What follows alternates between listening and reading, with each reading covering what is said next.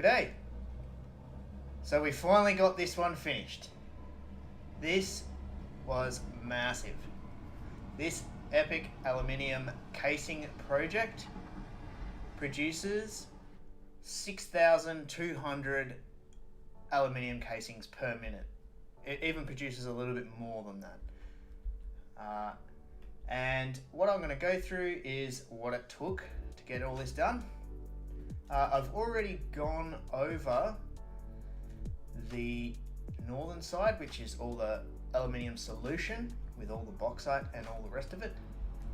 So what I'll be going over now, this video took me a little bit longer to get done because I started crashing a few times. And I will say for this video, please excuse the FPS drops. It's just the nature of the beast at this stage. I'm getting towards the final goal here and the end of this playthrough. So it's going to get a little bit lots on the frames. Alright, so in the northern area here is all the aluminium solution. The bauxite comes in, the water comes in, and out comes the recycled silica, roughly about 3,000 per minute, and the aluminium scrap, roughly about 12,000 per minute. Cool, so if you want to see how that works, you can check the previous video. Now we're going to move over to the north side and have a look.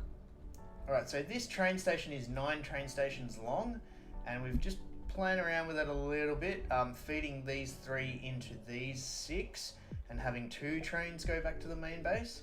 And that's simply because the train stations at the main base are 6 station train stations. And Fry set that one up, and I'll probably go through that setup at the end of this because it's pretty cool, and if this video doesn't take too long. Alright, so on this side, this took quite a long time. There's a lot of big belt busters going through this factory. What are we doing? Alright, so we're doing cheap silica. All of these assemblers, there's, oh my goodness, I even forgot how many there are. There's so, just look at them, alright? There's so many of them. It was insane doing this. Cheap silica is good. It's a great recipe, right? It gives you more quartz, but I wouldn't recommend it. I wouldn't recommend doing it unless you're like me and you're trying to squeeze out the final amount of quartz in the map, and you really need to get that value out of the quartz of the map, because it's a lot of work. All right, so I'm bringing in 7 pure nodes of limestone here. A train's just dropped off another load, excellent. And I've split that between 9 lines. What I'm doing at the moment is this is not all running at 100%. You'll see a few machines are yellow and whatnot, because we're not currently using the aluminium casings. We simply put them on a train, and this whole system's about to start backing up completely. But it's getting to the final stages of getting backed up. And then we can play with the throughput and all the rest of that a little bit later.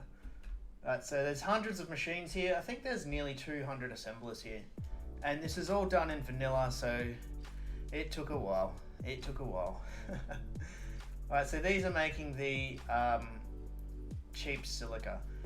This is about 7,000 cheap silica per minute. It's mixing with the 3,000 recycled silica to make a total of roughly 10,000 silica per minute. Alright, so we move over to the aluminium ingot processing foundries, and that's what you see all along here. And there's a massive belt bus going down the middle, giving us the silica and the aluminium scrap to mix in with to make the aluminium ingots. Now the reason I've done this one, it's more complex to set up, but again, I'm getting to the stage where I need to squeeze out all the value of all the nodes of the map, and that's why I'm doing the original recipe for aluminium ingots instead of the more easier one to do with just constructors. So let's just have a quick look. Right, this one with constructors is a 2-to-1 ratio, whereas this is a slightly better ratio, all right, with the more complexity with the silica. It is what it is. It was a massive undertaking. Rightio, so here comes all the aluminium ingots down here. I think there's 6,000 per minute or something like that. Right, down 780 belts. Right, there will be gaps in the belt, obviously, just because of the way it is. And now they're going to go all the way down there and then go into this production line here, which is the final stage of production. And it is the aluminium casings, and that is what we need the copper ingots for. And the reason I've done the original recipe there is because it is more value for money, more efficient, yet more complex. All right, only slightly. This is a 3-to-2 ratio, whereas this is a my maths is terrible. It's better ratio, all right? It's been a long day. I can't think straight. Okay, so the copper ingots have to get made. They're getting made over here. I've got 3 pure nodes. And I'm actually doing another more complex recipe, even just for copper here. Right, so this looks pretty cool under here. Everything's nice and neat and square and all the rest of it. So that's why it took so long. You've got to come under here and manually delete every single little conveyor pole under here, purely for aesthetic reasons. Right, so with the copper, I've used foundries to max out the available nodes, and we're doing the copper alloy ingot. So I've brought in a whole bunch of iron as well. And I've really put some power shards into these ones as well, because to save room. If I didn't power shard these, I would run out of room. That's my rule of thumb for power shards, is I use them if I don't have enough space, basically. All right, so this, I mean, me just talking about it like the way I just did doesn't seem like too much of a big effort, but trust me, the load balancing, the belt work, the everything, the making it neat, it was a massive undertaking doing this. All right, and it's going towards our final goal of the 100 turbo motors. All right, for those that are interested in numbers, well, it's pretty much all I've been really talking about this episode. I'll just quickly bring up the numbers. Right, so this is the turbo motors. Actually, I can even make this green now. So this is the goal, the 100 turbo motors. Make that green. All right, and these are the components of doing it. The next big one will be this rubber, which is not going to be anywhere near as complex as what we've just done. And then this will all get done in the main base to get the 100 turbo motors per minute. And the aluminium here had its own spreadsheet. And then we're making about 6,200, because I always like to make a bit more than what I need. All right, so there's some numbers for you. Rightio, back to the game. What I'll probably show now is just a little bit of the aesthetics and the train stations and things, because we did go ahead and hopefully I don't die, get some power here. You'll see that we've grounded everything to the ground. Everything's neat. Everything's got things holding it up. And the train station has been finished thanks to Fry.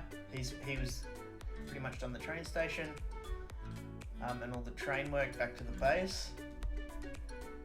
One thing I'll quickly show is, so I've got these 3 merging into these 6. And 2 trains of 6 shuttling back to the base. Once this fully, it's going to take a while before these trains fully back up and this all backs up. Once it's done, I can come over here, and this is where I was getting the crashes when I was setting this up. When I was underneath here setting up these belts, this is where I was getting crashes every 20 minutes or so. So I'm not going to fly under there right now. I don't know what it is about being under there.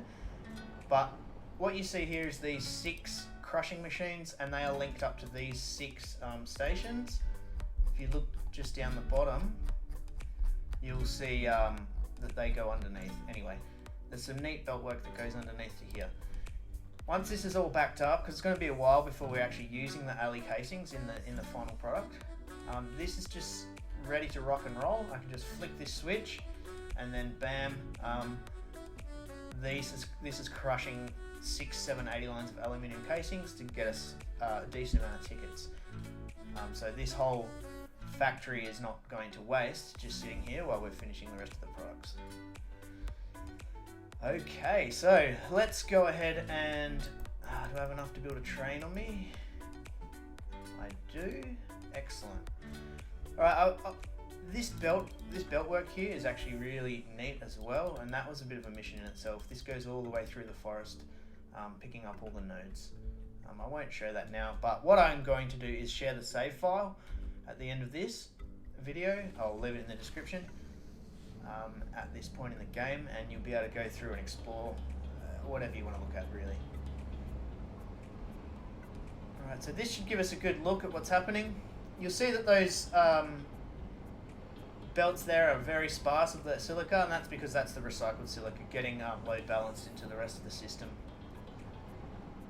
Alright, this is that train loop that worked out perfectly through this archway thing, natural archway. That's pretty sick, I reckon. Alright, so you'll see that everything's supported, massive factories all supported, and it looks pretty cool from a distance as well. Alright, coming into this train station, I probably should have had a better look from the outside, but wow, that's fast. Losing frames. I'm just going to hop out, in fact. That really got some speed. That really got some speed. Holy crap. Alright. I'm just going to hop out. And just have a quick peruse around this train station, because Fry built this, and it's pretty damn cool.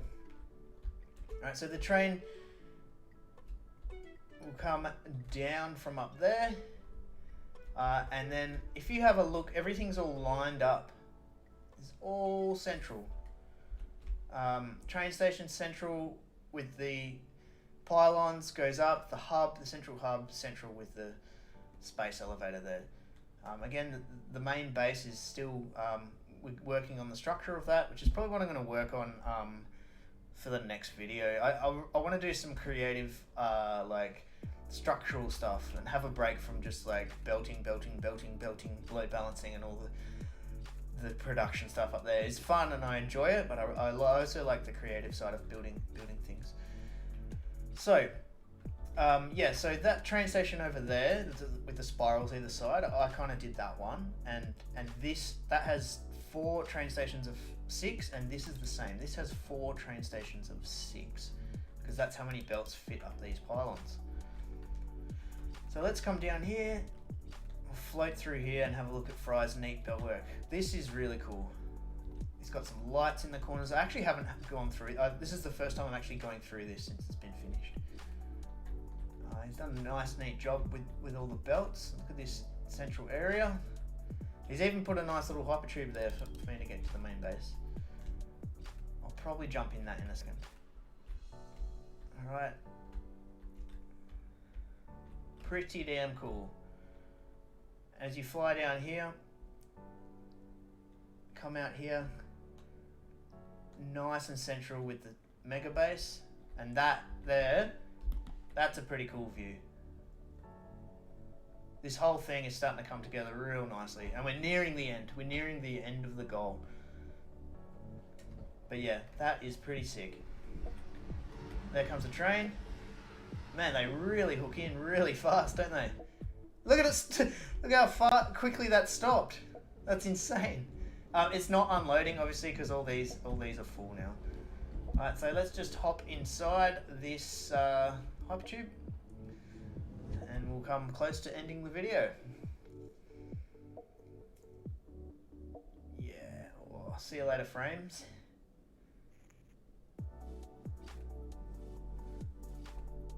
Alright, that train station is Really nice. Here we are in the central hub. And there is, as the sun sets, a nice view over a nice, finished, massive project, including the train system and the epic aluminium build. So that's all the aluminium used up, all the bauxite in the map used up now. No more bauxite, and there's only one pure node of quartz left to play with. That's gonna do for this video. Hope you guys enjoyed it, and I'll catch you later.